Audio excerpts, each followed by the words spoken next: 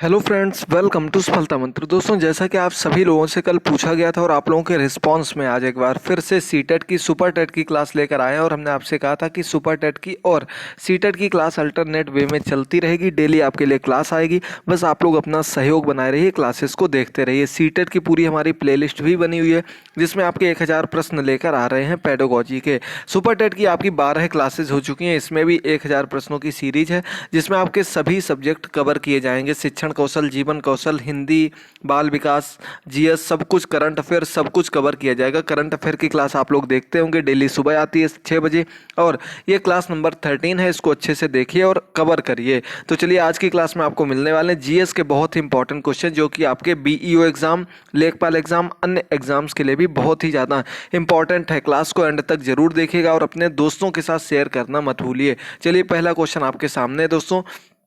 तो पहला क्वेश्चन है, रॉबर्ट मुगाबे जो अफ्रीकी देश के एक बड़े नेता थे, हाल ही में निधन हो गया, वे किस देश के थे? तो दोस्तों, रॉबर्ट मुगाबे आपने नाम जरूर सुना होगा। किस देश के थे? लीबिया के, जिम्बाब्वे के, दक्षिण अफ्रीका के या फिर चाड के? तो दोस्तों, रॉबर्ट मुगाबे जो थे ये जिम्बाब्वे के भूतपूर्व राष्ट्रपति रह चुके थे। इनका हाल ही में निधन हो गया, 6 सितंबर 2019 को इनका निधन हो गया। याद रखिएगा, इसका आपका बी नंबर ऑप्शन सही हो जाएगा। और जिम्बाब्वे जो आता है ये आपका अफ्रीकी देश के अंतर्गत आता है, अफ्रीका महाद्वीप के अंतर्गत आता है। अफ्रीका महाद्वीप में बहुत ही अधिक गर्मी पड़ती है जो कि भूमध्य रेखा के बीचों बीच में स्थित है। आगे बढ़ते हैं क्वेश्चन नंबर 2 पर।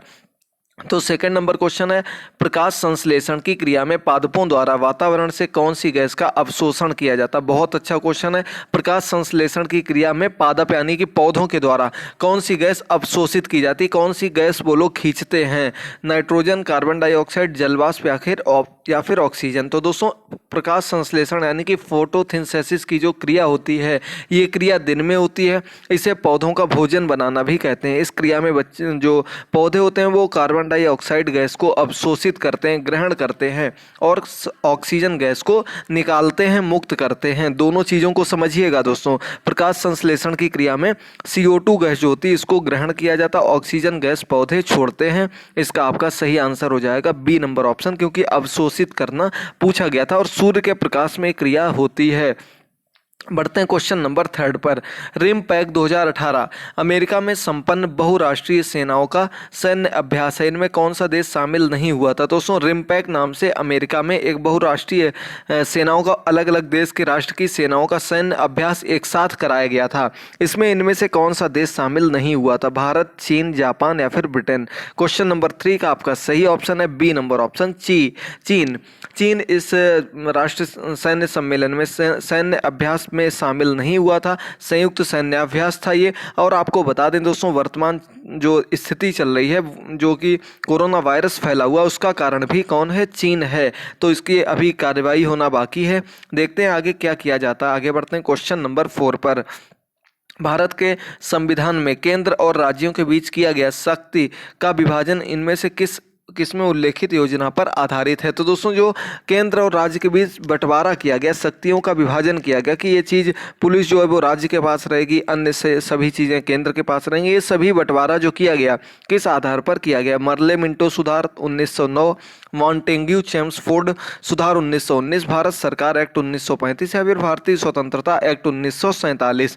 तो 4th नंबर क्वेश्चन का आपका सी ऑप्शन सही हो जाएगा।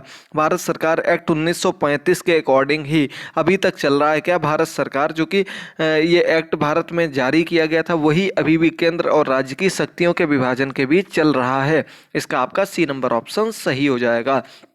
आगे बढ़ते हैं क्वेश्चन नंबर 5 पर। गैर सदस्य के रूप में संसद के किसी कार्यवाही में भाग ले सकता है उपराष्ट्रपति, मुख्य न्यायाधीश, महान्यायवादी या फिर मुख्य निर्वाचन आयुक्त? आपको बहुत अच्छे से क्वेश्चन पढ़ा चुके हैं। संसद में एक तो सांसद लोग कार्यवाही में शामिल होते हैं, भाग लेते हैं। इसके अलावा जो मुख्य रूप से शामिल हो सकता है वो महान्यायवादी कहा जाता है। इसको क्या कहते हैं? महान्यायवादी के नाम से जाना जाता है। सी नंबर ऑप्शन सही हो जाएगा। जो आपका अटॉर्नी जनरल होता है उसे महान्यायवादी के रूप में जाना जाता है। क्वेश्चन नंबर 6 पर बढ़ते हैं हम लोग। भारत की राष्ट्रीय आय का अनुमान लगाने वाली संस्था कौन है? जो संस्था भारत की राष्ट्रीय आय का अनुमान लगाती है, रिजर्व बैंक ऑफ इंडिया, योजना आयोग, वित्त मंत्रालय या फिर केंद्रीय सांख्यिकी संगठन? तो दोस्तों, राष्ट्रीय आय की जो अनुमान लगाने वाली संस्था है उसे CAG, केंद्रीय सांख्यिकी संगठन के नाम से जाना जाता है, याद रखिएगा दोस्तों। CAG कैग इसको बोला जाता है, याद रखिएगा, बहुत इंपॉर्टेंट क्वेश्चन है। आगे बढ़ते हैं क्वेश्चन नंबर 7 पर। क्वेश्चन है, किस कर का आरोपण केंद्र करता है किंतु उसका संग्रह और विनियोजन राज्य द्वारा किया जाता है? यानी कि लगाया केंद्र के द्वारा जाता है लेकिन उसे जो रखता है वो कौन रखता है? राज्य सरकार रखती है। स्टाम्प शुल्क, यात्री और माल कर, संपदा शुल्क या फिर समाचार पत्रों पर कर। क्वेश्चन नंबर 7 और इसका आपका ए नंबर ऑप्शन। स्टाम्प शुल्क जो होता है, इस पर जो कर लगता है, टैक्स जो लगता है, वो केंद्र सरकार के द्वारा लगाया जाता है लेकिन इसे लेता कौन है? राज्य सरकार लेती है। 7 क्वेश्चन का आपका ए ऑप्शन सही हो जाएगा।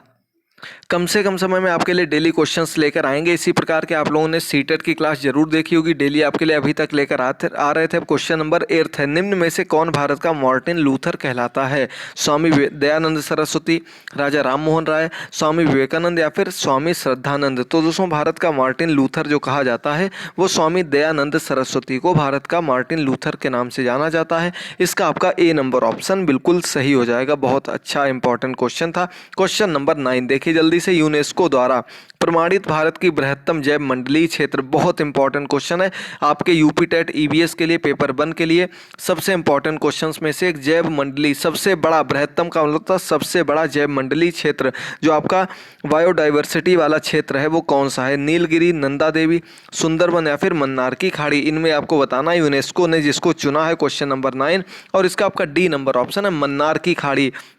ये कहाँ स्थित है? नीचे तमिलनाडु की ओर स्थित है और मन्नार की खाड़ी को बृहत्तम जैव मंडलीय क्षेत्र घोषित किया गया यूनेस्को के द्वारा। यूनेस्को एक पुरानी जो भी धरोहर होती है उनकी निगरानी करने की, एक उन पर निगरानी रखने वाली बहुत बड़ी संस्था जो कि संयुक्त राष्ट्र के अंतर्गत आती है, UN के अंतर्गत आती है। क्वेश्चन नंबर 10, मल्टीमीडिया में सम्मिलित हो सकता है न्यूमेरिक, टेक्स्ट एवं पिक्चर डाटा और ग्राफिक्स एनिमेशन वीडियो, म्यूजिक और आवाज़ उपर्युक्त में से कोई नहीं। तो दोस्तों मल्टी माने बहुत से मीडिया के जितने भी प्रकार हैं उनको जिसमें सम्मिलित किया जाता है वो मल्टीमीडिया के नाम से जाना जाता है। सी नंबर ऑप्शन में आपको सभी प्रकार दिए गए, ग्राफिक्स हो, एनिमेशन हो, वीडियो हो, ऑडियो म्यूजिक हो या आवाज़ हो, कुछ भी हो, वो सभी आपके किसके अंतर्गत आते हैं? मल्टीमीडिया के अंतर्गत आते हैं। सी नंबर ऑप्शन सही हो जाएगा। क्वेश्चन नंबर 11 देखिए, ऊर्जा स्रोतों में से कौन पर्यावरणीय दृष्टि से उत्तम माना जाता है? ऊर्जा स्रोतों में से सबसे उत्तम कौन सा स्रोत है? पेट्रोलियम उत्पाद, वन उत्पाद, नाभिकीय विखंडन या फिर सौर सेल? बहुत अच्छा क्वेश्चन है। तो दोस्तों पर्यावरण की दृष्टि से जिससे सबसे कम या तो प्रदूषण निकले या फिर उसका जो कोई किसी भी प्रकार से वायुमंडल को, अपने आसपास के एरिया को हानि ना पहुंचाए, वो आपका सौर सेल, सौर ऊर्जा जो होती है ये पर्यावरणीय दृष्टि से सबसे उत्तम माना जाता है। और एक और चीज़, सौर ऊर्जा जो होती है गैर पारंपरिक स्रोत होते हैं। कैसे? गैर पारंपरिक स्रोत होते हैं, यानी कि इनसे कोई किसी भी प्रकार की कोई हानि नहीं होती और ये कभी भी समाप्त नहीं होते हैं। इन स्रोत की कभी भी मात्रा समाप्त नहीं होगी। पारंपरिक स्रोत आपके पेट्रोलियम हो गए, गैस हो गई, ये सभी चीज़ें आपके पारंपरिक स्रोत होते हैं जो कि एक निश्चित सीमा के बाद समाप्त होने वाले हैं, जीवाश्म ईंधन से उत्पन्न होते हैं जो कि, लेकिन सौर ऊर्जा ऐसी नहीं है। क्वेश्चन नंबर 12, सबसे अधिक प्रोटीन निम्न में से किस में पाया जाता है? सोयाबीन, मटर, अरहर या फिर चना? बहुत अच्छा क्वेश्चन है। सबसे अधिक प्रोटीन जो पाया जाता है वो सोयाबीन में पाया जाता है। इसका आपका ए नंबर ऑप्शन बिल्कुल सही हो जाएगा। दोस्तों सोयाबीन में सबसे अधिक प्रोटीन पाया जाता है। चलिए बढ़ते हैं क्वेश्चन नंबर 13 पर। निम्नलिखित में से कौन भारत में स्थित एक ज्वालामुखी द्वीप है? Little Andaman, little Nicobar, great Nicobar या फिर वैरन द्वीप? बहुत बार आपको पढ़ा चुके हैं, उम्मीद करते हैं आपको याद होगा। भारत का एकमात्र ज्वालामुखी जो कि जिस द्वीप पर स्थित है ये अंडमान निकोबार क्षेत्र के अंतर्गत आने वाला द्वीप है और इसका आपका नाम अगर बताया जाए तो डी नंबर ऑप्शन है वैरन द्वीप। इसका बिल्कुल सही नाम हो जाएगा, डी नंबर ऑप्शन सही हो जाएगा। वैरन द्वीप के नाम से इसको जाना जाता है। चलिए बढ़ते हैं क्वेश्चन नंबर 14 पर। किसको प्रातःकालीन शांत स्थल कहा जाता है? प्रातःकालीन शांत स्थल फिलीपींस, जापान, ताइवान या फिर कोरिया? कौन सा आपका ऑप्शन सही हो जाएगा? देखिए अंतर्राष्ट्रीय जीके भी आपके सुपर टेट एग्जाम में आने वाली है, करंट अफेयर भी अंतर्राष्ट्रीय तौर पर आएगी, तो आप लोग अच्छे से प्रत्येक क्वेश्चन को देखते रहिए। और प्रातःकालीन शांत स्थल कोरिया को कहा जाता है, दक्षिण कोरिया को इस रूप में जाना जाता है। इसका आपका डी नंबर ऑप्शन सही हो जाएगा। आगे बढ़ते हैं क्वेश्चन नंबर 15 पर। ऊसर मृदा सुधारक के रूप में किसको प्रयोग किया जाता है? किसका प्रयोग किया जाता है?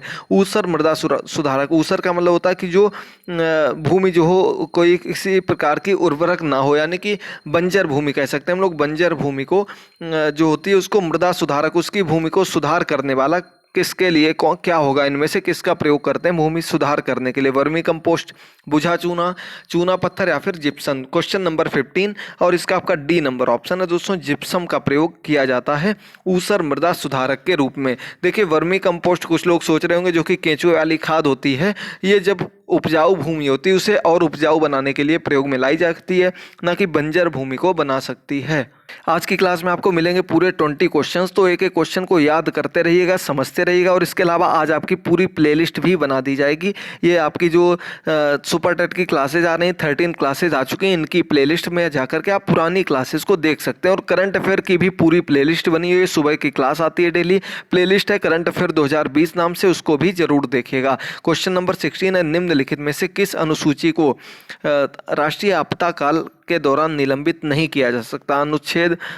अनुसूची आपकी कौन सी? 14, 15, 19, 20, 21, 22 या फिर 22, 20, 21? जल्दी से बताइएगा कौन सा इनमें से है जिसे कि राष्ट्रीय आपातकाल के दौरान निलंबित नहीं किया जा सकता? तो आपका 16 नंबर क्वेश्चन का सही ऑप्शन हो जाएगा डी नंबर ऑप्शन। 20, 21 नंबर जो है इसे आपातकाल के दौरान भी निलंबित नहीं किया जा सकता है। आगे बढ़ते हैं क्वेश्चन नंबर 17 पर। भारत में संघ राज्य संबंध से संबंधित आयोग नहीं है, इनमें से कौन सा आयोग ऐसा जो कि केंद्र और राज्य के संबंध से संबंधित नहीं है? सरकारी आयोग, राजमन्नार समिति, इंद्रजीत गुप्ता समिति या फिर MM पुंछी समिति? जल्दी से बताइएगा। क्वेश्चन नंबर 17 बिल्कुल अंतिम क्वेश्चन की ओर हम लोग बढ़ गए, इसका आपका सी नंबर ऑप्शन सही हो जाएगा। इंद्रजीत गुप्ता समिति जो है यह आपके इसके अंतर्गत नहीं आती है, राज्य और संघ यानी कि केंद्र के संबंध से संबंधित नहीं है। चलिए आगे बढ़ते हैं क्वेश्चन नंबर 18 पर। बैसिलस थ्यूरिजिएंसिस का प्रयोग निम्न में से किस क्षेत्र में किया जाता है? बैसिलस थ्यूरिजिएंसिस जो होता है ये किस रूप में प्रयोग किया जाता है? जैविक खाद, जैविक कीटनाशक, रासायनिक खाद या फिर रासायनिक कीटनाशक? क्वेश्चन नंबर 18 और इसका आपका बी नंबर ऑप्शन है, जैविक कीटनाशक के रूप में इसका प्रयोग किया जाता है खेतों में। क्वेश्चन नंबर 19, 2018 किस देश की अर्थव्यवस्था को पीछे छोड़कर भारत विश्व की 6वां बड़ा देश बन गया था? और इसके बाद दोबारा फिर से बना था दोस्तों, किसको पीछे छोड़ा था? 6वां देश बन गया था। जल्दी से बताइएगा। क्वेश्चन नंबर 19 और इसका आपका ए नंबर ऑप्शन सही हो जाएगा, फ्रांस को पीछे छोड़ दिया था। लेकिन वर्तमान स्थिति की बात की जाए तो पूरी अर्थव्यवस्था, पूरे विश्व की अर्थव्यवस्था इस समय बेकार पड़ी हुई है, किसी भी प्रकार की ना ही कोई कारक हो रहे हैं, ना ही कहीं पूरे विश्व में अर्थव्यवस्था की बात हो रही है, क्योंकि जो विश्व बैंक हो गई, अन्य जो भी चीज़ें इनके द्वारा जो अर्थव्यवस्था बताई गई है वो बहुत ही गिरा दी गई है इस वर्तमान स्थिति को देखते हुए। और ये चीज़ सिर्फ और सिर्फ कोरोना की वजह से हुई है। आप लोगों को इसके बारे में पता होगा, अगर आप लोग सुबह की क्लास देखते होंगे, डेली आपको इन सब के बारे में बताते हैं। अगला क्वेश्चन है क्वेश्चन नंबर 20, कौन सा भारतीय अर्थव्यवस्था का प्रमुख लक्षण है? तो भारतीय अर्थव्यवस्था का प्रमुख लक्षण पूंजीवादी अर्थव्यवस्था, समाजवादी अर्थव्यवस्था, मिश्रित या फिर इनमें से कोई नहीं?